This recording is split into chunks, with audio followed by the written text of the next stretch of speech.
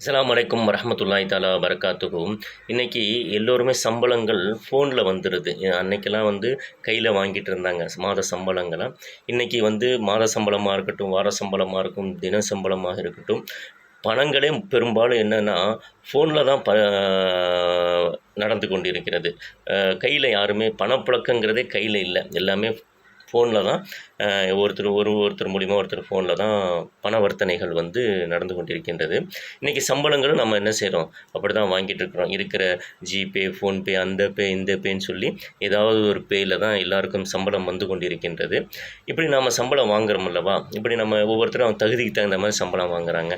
ஒருத்தர் ரூ. 30 வாங்குவாங்க, சிலர் ரூ. 40 வாங்குவாங்க, சில ரூ. 20 வாங்குவாங்க, சிலர் ரூ. 1,00,000 வாங்குவாங்க. ஏதோ அவங்க தகுதிக்கு தகுந்த மாரி இந்த சம்பளங்கள வாங்கிட்டு இருப்பாங்க.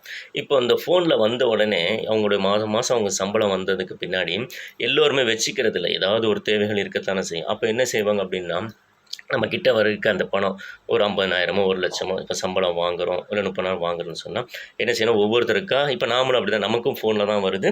நாமளும் என்ன செய்றோம்? ஃபோன்ல தான் எல்லாருக்கும் அனுப்பிச்சுட்டே இருக்கோம்.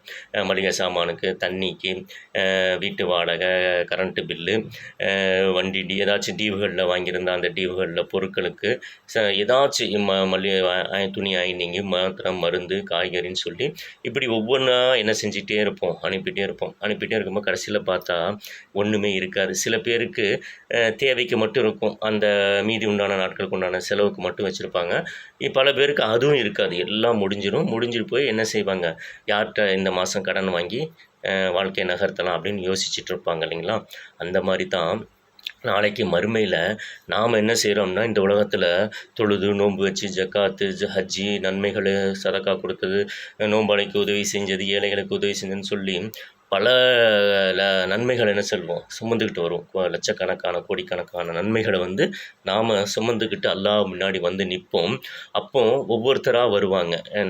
நம்மளால பாதிக்கப்பட்டவர்கள், நாம் புறம் பேசியவர்கள், நாம் இழிவாக பேசியவர்கள், நாம் யாருக்கெல்லாம் தீங்கு செஞ்சிருப்போமோ, அவங்க எல்லாருமே அல்லாஹ் முன்னாடி நின்னு, இந்த மனிதர் எனக்கு இத செஞ்சாரு, இந்த மனிதர் இத செஞ்சாருன்னு சொல்லி, நம்மகிட்ட இருக்கிற நன்மையெல்லாம் என்ன செஞ்சுட்டே இருப்பாங்க, வாங்கி போயிட்டே இருப்பாங்க.